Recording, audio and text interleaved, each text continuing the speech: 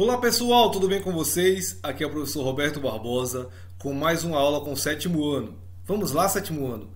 Vamos falar sobre ginástica e suas características? É uma aula de revisão, hein? Vamos lá. Então a ginástica é toda a prática corporal que tem por finalidade exercitar o corpo de forma natural e integral. Então desde lá dos gregos, em que eles utilizavam a prática para exercitar o corpo de forma nua, para ver quem era o mais forte, mais rápido, mais ágil, eles praticavam ginástica, e uma ginástica que era mais racionalizada, ou seja, eles entendiam o que estavam fazendo. Mas antes disso eles já praticavam ginástica sob outros moldes, quando já exercitavam outros movimentos desde a sua pré-história. Então essa ginástica estava pautada na atividade física, que são todos os movimentos que nós fazemos de forma intencional e que haja um gasto calórico. Então, atividades domésticas, do trabalho, sejam escolares, de lazer, sejam voltadas para a saúde, todas são atividades físicas. Já o exercício tem o mesmo molde da atividade física, entretanto, há os incrementos da intensidade nele. Então, tem que haver uma intencionalidade, tem que haver uma intensidade para que haja esse exercício, e também haja uma duração e uma periodização. Então, os exercícios sob diversas formas, seja no âmbito competitivo ou do condicionamento físico, eles devem ter uma intencionalidade e esses parâmetros que nós já falamos, de ter um período específico, ter uma duração para essa prática e também ter uma intensidade específica de acordo com a modalidade. Então, exemplificando, se um atleta de boxe vai às terças e às quintas, ele tem um período específico de 2 dias que ele vai fazer esses movimentos. Ele faz uma hora de aula por dia, é a duração desse exercício que ele faz. E, por exemplo, ele faz 1.500 golpes por treino. Então quer dizer que a intensidade que ele utiliza é essa. Se fossem outras modalidades, como por exemplo uma corrida, nós poderíamos especificar quais seriam os dias, qual o tempo de corrida que ele faria e quais as distâncias, por exemplo, que ele percorreria na intensidade de tal velocidade, por exemplo. Então nós estaríamos atrelando e especificando o exercício da corrida. Então a atividade física pode estar atrelada ao exercício, assim como também a aptidão, e elas estão interligadas para que haja uma aptidão física. E o que seria essa aptidão física? A aptidão física quando nós fazemos atividades que demandam uma energia, que nós fazemos com uma certa intensidade, ou seja, com vigor, mas que nós não temos uma fadiga extrema. Não é fazer uma atividade a seu nível mais extremo de intensidade, ou seja, fazer o máximo que nós podemos, mas fazer uma intensidade que o coração consiga fazer o seu bombeamento correto, com um certo nível de frequência mais elevada, mas que nós não tenhamos que fadigar. E ainda tem o lado motor, que nós conseguimos fazer isso de forma inconsciente, sem precisar buscar da nossa mente como é que faz determinado movimento, pois já estamos aptos para aquela atividade. Essa aptidão ela pode ser aeróbia, ou seja, voltado à respiração, voltado à utilização do oxigênio para queimar calorias, para fazer com que o movimento perdure por um maior tempo, seja em relação também à aptidão corporal, de equilibrar o corpo, de modificar a estrutura corporal de determinada atividade, ou seja, para ter uma aptidão muscular, seja para hipertrofia, para hiperplasia, que é o aumento das células musculares, e vai ser executado em relação a isso, vai modificar como vai ser a forma que vai agir na força, na agilidade, na velocidade, dentro da questão da aptidão física. Então, seja uma atividade de corrida, um esporte como o handebol, o triatlo, uma própria atividade de ginástica, todas elas, para que haja uma aptidão, a pessoa vai passar por aquele movimento por um bom tempo, vai se apropriar dos aspectos motores e o seu corpo vai se adaptar, seja aspectos cardiovasculares, da composição corporal, ou seja, baixar os níveis de gordura, modificar a questão metabólica ou mesmo a estrutura muscular.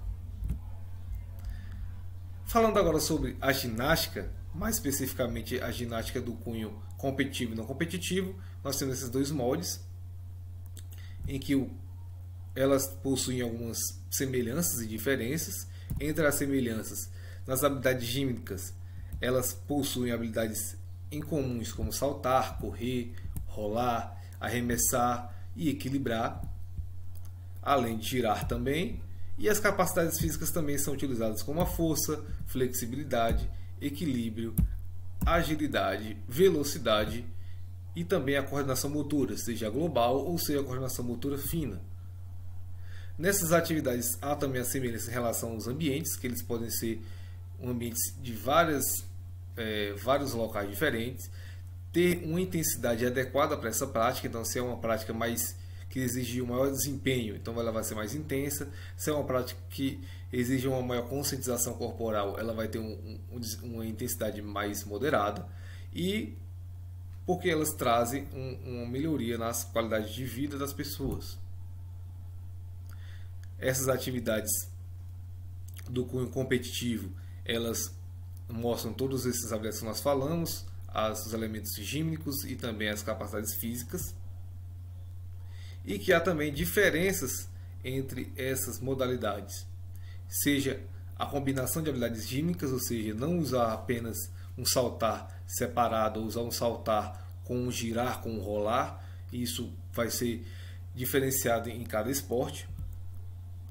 O padrão de execução dos movimentos também vai ser feito de forma diferente, assim como as características específicas da modalidade. Então, se é uma modalidade de ginástica artística no solo, vai ter uma caracterização diferente da ginástica de trampolim, em que vai ter uma questão cíclica mais evidente. A relação de tempo e execução de prova também diferencia. Algumas utilizam tempo, outras utilizam a execução somente do movimento. E há também as diferenças em relação à progressão da intensidade. Algumas iniciam a intensidade de moderada para alta, outros já fazem a intensidade já no nível mais alto. O tempo que é destinado e o período tanto de treinamento como de execução é diferente em relação a outra. Algumas atividades são mais coletivas, buscam também a questão da socialização, de se integrar em determinado grupo. A utilização de equipamentos, em algumas é evidente, em outros não é necessária, assim como também a valorização estética é utilizada em alguns aspectos e tantos outros não são.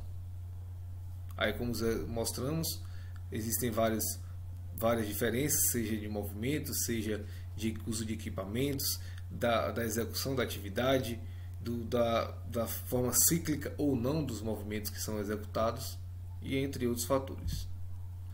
Existem também as ginásticas não competitivas, entre elas a ginástica de condicionamento físico, consciência corporal e também a geral. Na ginástica de condicionamento físico nós temos musculação, ginástica aeróbica, spin, steps, crossfit, ginástica localizada, HIIT, hidroginástica e tantas outras atividades que vêm trazer uma melhoria da saúde, da condição de saúde dessas pessoas. A ginástica geral, que vem fazer com que as pessoas participem e utilizem os movimentos e os elementos gímnicos das ginásticas competitivas para uma forma mais participativa, lúdica, de interação social. E a de consciência corporal, que visa o entendimento das possibilidades das valências físicas das pessoas, sejam o Pilates, a Yoga, o Tai Chi Chuan, que também tem um incremento da consciência cardiorrespiratória. E entre elas temos a ginástica competitiva em relação à saúde. Todas elas trazem uma exacerbação do nível de competitividade, ou seja, eles vão usar o mais alto desempenho, e isso pode impactar na saúde de forma positiva ou de forma negativa.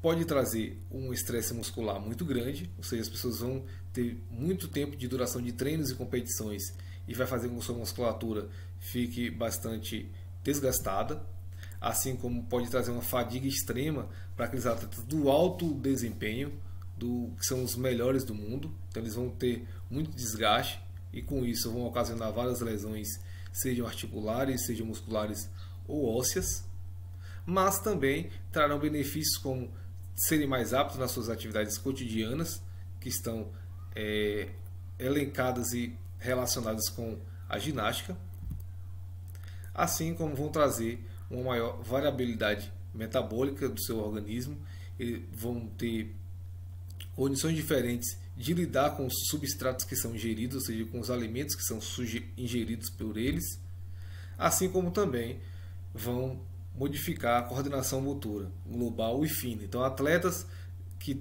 de alto desempenho ou atletas que são um cunho competitivo têm esses malefícios, mas também têm esses benefícios que estão atrelados à sua participação.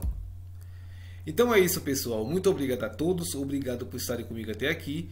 Essa foi mais uma aula do professor Roberto Barbosa. Valeu, tchau, tchau e até a próxima.